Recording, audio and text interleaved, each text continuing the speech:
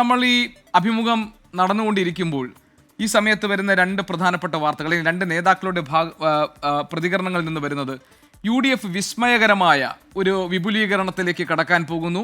ഈ തദ്ദേശ സ്വയംഭരണ സ്ഥാപനങ്ങളിലേക്കുള്ള തദ്ദേശ തെരഞ്ഞെടുപ്പ് നടക്കുന്നതിന് മുൻപ് കൂടുതലൊന്നും എന്നോട് ചോദിക്കരുത് എന്നാണ് പ്രതിപക്ഷ നേതാവ് പറഞ്ഞത്.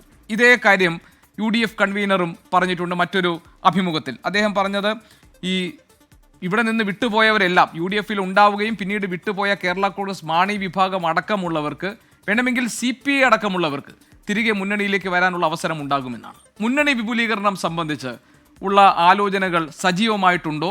CPI പോലൊരു പാർട്ടി മുന്നണിയിലേക്ക് വരാനുള്ള സാധ്യതയുണ്ട് എന്നൊരു സൂചന UDF കൺവീനർ നൽകിയിരിക്കുന്ന സാഹചര്യത്തിൽ ഏതെങ്കിലും തരത്തിലുള്ള ചർച്ചകൾ ഈ കാര്യത്തിൽ നടക്കുന്നുണ്ടോ? ഞാൻ നേരത്തെ മാധ്യമങ്ങളോട് തിരുവനന്തപുരത്ത് നിന്ന് തന്നെ സംസാരിച്ചിരുന്നു.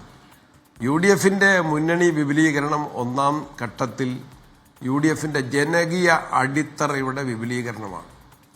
ജനവിഭാഗങ്ങളെ കൂടുതലായിട്ട് സാധാരണക്കാരെ UDFന്റെ പക്ഷത്തേക്ക് കൊണ്ടുവരിക.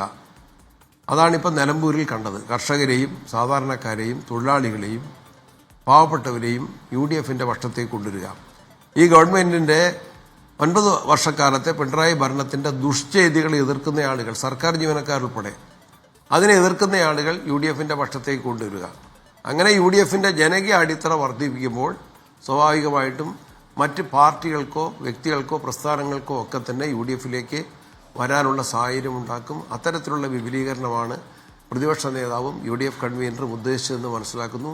മറ്റ് കക്ഷികളുമായിട്ട് ചർച്ചകളൊന്നും അതിൻ്റെ ഒരു സമയമായിട്ടില്ല. അതൊക്കെ അതിൻ്റെതായ ഡെവലപ്മെന്റ്സിനെ ആശ്രയിച്ച് മാത്രമാണ്. ഒറ്റയ്ക്ക് പറയാൻ പറ്റുന്ന കാര്യങ്ങളല്ല. പക്ഷേ എനിക്ക് തോന്നുന്നു പ്രസിഡന്റ്, പ്രതിപക്ഷ നേതാവും UDF കൺവീനറും ഉദ്ദേശിച്ചത് അതല്ല എന്നാണ്. ഞാൻ അങ്ങനെ പറയാൻ കാരണം ആ നിലയിൽ വ്യക്തത ഉണ്ടാകുന്ന തരത്തിലാണ് അവരുടെ പ്രതികരണങ്ങൾ. ഉദാഹരണത്തിന് ഇപ്പോൾ UDF കൺവീനർ പറഞ്ഞത് കേരള കോൺഗ്രസ് എമ്മും RJDയും അടക്കമുള്ള ഉള്ളവർക്ക് തിരികെ വരാനുള്ള സാഹചര്യത്തെക്കുറിച്ചാണ്. CPIയും നേരത്തെ ഈ മുന്നണിയിൽ ഉണ്ടായിരുന്നല്ലോ, അച്യുതമേനോൻ മുഖ്യമന്ത്രിയായത് അങ്ങനെയാണല്ലോ എന്ന് അദ്ദേഹം ചരിത്രം ഓർമ്മപ്പെടുത്തിക്കൊണ്ട് അവർക്കും വരാനുള്ള സാധ്യതകളെക്കുറിച്ച് പറഞ്ഞു. അപ്പോൾ അദ്ദേഹത്തോട് ചോദിച്ചൊരു ചോദ്യം, എന്തെങ്കിലും ചർച്ചകൾ നടന്നിട്ടുണ്ടോ എന്ന് ചോദിച്ചപ്പോൾ എല്ലാ കാര്യങ്ങളും വിട്ടുപറയാൻ പറ്റില്ലല്ലോ, ചില കാര്യങ്ങൾ രഹസ്യമായി ഇരിക്കട്ടെ എന്നാണ് UDF കൺവീനർ പറഞ്ഞത്. PD സതീശനും പറഞ്ഞത് കൂടുതലൊന്നും എന്നോട് ചോദിക്കരുത്, തദ്ദേശ തെരഞ്ഞെടുപ്പിന് മുൻപേ ഉണ്ടാകും ഈ വിപുലീകരണം എന്നാണ്. താങ്കൾ പറഞ്ഞതുപോലെ ഒരു ജനകീയ അടിത്തറയുടെ വിപുലീകരണത്തെക്കുറിച്ചല്ല, മുന്നണികളെ തിരികെ വിളിച്ച് വിപുലീകരിക്കുന്ന കാര്യം തന്നെയാണ് ഈ രണ്ടുപേരും സൂചിപ്പിച്ചിരിക്കുന്നത്. വ്യക്തമായി തന്നെ പ്രസിഡന്റ്. ഞാനത് ഏതായാലും മാധ്യമങ്ങളോട് പങ്കുവെക്കേണ്ട ഒരു വിഷയമല്ല, ഒരു ഇന്റർവ്യൂവിൽ പറയേണ്ട കാര്യമല്ല. UDF വിപുലീകരണം അതൊരു കടുത്ത മറുപടി ആയി പോയല്ലോ പ്രസിഡന്റ്. അതായത് ഒരു ഒറ്റ വെട്ടിന് ഒരു ചോദ്യത്തെ ഇല്ലാതാക്കുന്നത് പോലെ. ഞാനത് ചർച്ച ചെയ്യേണ്ട, പബ്ലിക്കിൽ ചർച്ച ചെയ്യേണ്ട ഒരു വിഷയമല്ല. എങ്കിലും എനിക്ക് തോന്നുന്നു advocate KC Joseph, advocate Sunny Joseph, താങ്കൾക്ക് എന്തെങ്കിലും ഇതുമായി ബന്ധപ്പെട്ട് ഇത്രയും രണ്ട് നേതാക്കൾ പറഞ്ഞ സാഹചര്യത്തിൽ എന്തെങ്കിലും ഒന്ന് പറയാനുണ്ടാകില്ലേ? ഇല്ല, ഞാൻ പ്രത്യേകിച്ചൊന്നും പറയുന്നില്ല. അതൊരു സമയത്തിന്റെ തികവിൽ കാര്യങ്ങൾ നടക്കും. അതല്ല, എനിക്ക് തോന്നുന്നു അത് താങ്കൾ ഒരു സേഫ് സൈഡിൽ നിൽക്കുകയാണോ ഈ കാര്യത്തിൽ? കാരണം വിവാദം ഉണ്ടാകണ്ട എന്ന് കരുതിയാണോ, അതോ രഹസ്യങ്ങൾ ചോർന്നു പോകണ്ട എന്ന് കരുതിയാണോ? എങ്ങനെ വേണമെങ്കിലും വ്യാഖ്യാനിക്കാം. ഞാൻ പറഞ്ഞല്ലേ, ഞാൻ ആദ്യം പറഞ്ഞു, ഇത് മുന്നണി വിപുലീകരണം മാധ്യമങ്ങളിലൂടെ പറയേണ്ടതല്ല. ഞാൻ ഒരു കാര്യം ചോദിക്കട്ടെ പ്രസിഡന്റ്, ഇപ്പോൾ നമ്മൾ ഇത്രയും സംസാരിച്ച സ്ഥിതിക്ക്, അതായത് CPI പോലൊരു കക്ഷിക്ക് മുന്നണിയിൽ വരാൻ പറ്റുന്ന ഒരു സാഹചര്യം രൂപപ്പെടുന്നുണ്ടോ താങ്കളുടെ അഭിപ്രായത്തിൽ? അതായത് ഇപ്പോൾ അടൂർ പ്രകാശ് പറഞ്ഞ് ഞാൻ താങ്കളോട് പറയാം, അവരെങ്ങനെയാണ് ആ മുന്നണിയിൽ നിൽക്കുന്നത് എന്നൊന്ന് പരിശോധിച്ചാൽ മതി എന്നാണ് അദ്ദേഹം ഒറ്റവാചകത്തിൽ മറുപടി പറഞ്ഞത്. അങ്ങനെ ഒരു രാഷ്ട്രീയ സാഹചര്യം ഉണ്ടാകുന്നുണ്ടോ പ്രസിഡന്റിന്റെ അഭിപ്രായത്തിൽ? ഞങ്ങൾ ഉപദേശിക്കേണ്ട ആവശ്യമില്ല, അവർ വിലയിരുത്തട്ടെ. അവർക്ക് ആ മുന്നണിയാണോ സ്വീകാര്യം, ജനങ്ങൾക്ക് ആ മുന്നണിയാണോ സ്വീകാര്യം?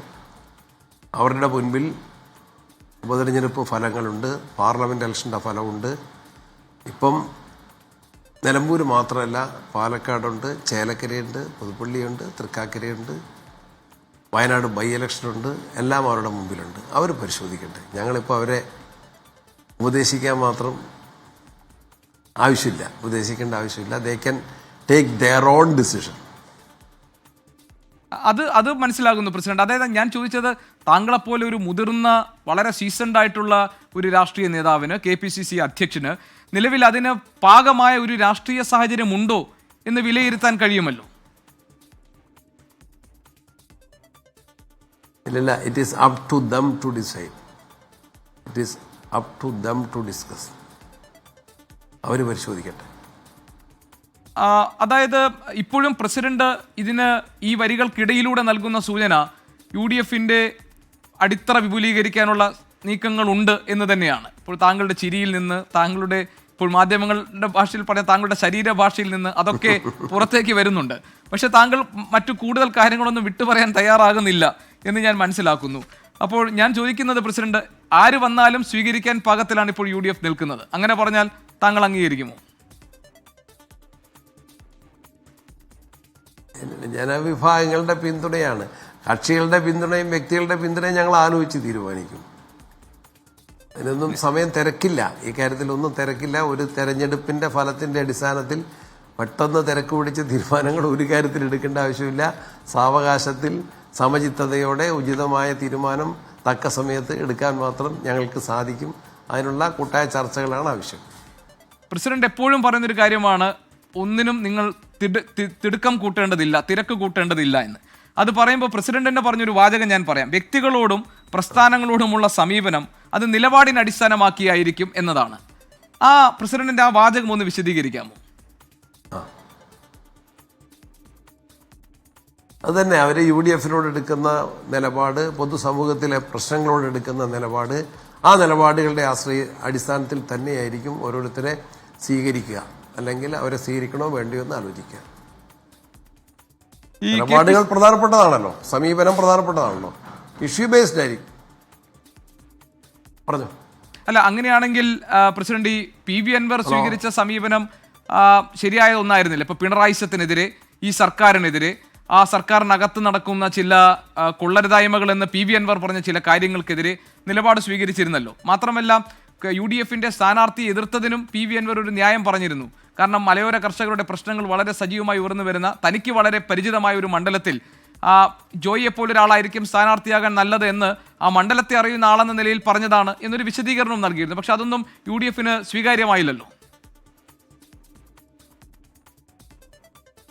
നിങ്ങൾ വിലയിരുത്തുമ്പോൾ ഇത് തന്നെ വീണ്ടും ആ വിഷയം കൊണ്ടുവരുമ്പം ഏതെങ്കിലും മുന്നണി രാഷ്ട്രീയത്തിൽ അങ്ങനെയുണ്ടോ? കോൺഗ്രസ് ഒരു അഖിലേന്ത്യാ പാർട്ടി, കോൺഗ്രസ് നേതൃത്വം നൽകുന്ന മുന്നണി, അതിൽ കോൺഗ്രസിന്റെ സ്ഥാനാർത്ഥി ഇന്ന ആളായിരിക്കണം എന്ന് ഏതെങ്കിലും ഒരു വ്യക്തിയോ അല്ലെങ്കിൽ ഏതെങ്കിലും ഒരു പാർട്ടിയോ പബ്ലിക്കിലാണോ സജസ്റ്റ് ചെയ്യുന്നത്?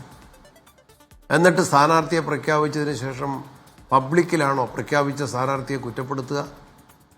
പബ്ലിക്കിലാണോ വേറൊരു സ്ഥാനാർത്ഥി വരാത്തത് അദ്ദേഹത്തിന് ഗോഡ് ഫാദർ ഇല്ലാത്തതുകൊണ്ടാണെന്ന് പബ്ലിക്കിലാണോ പറയുക? ആ ശൈലി ഞങ്ങൾക്ക് യോജിക്കാൻ പറ്റുന്ന ശൈലിയാണോ? അതല്ലേ വിഷയം.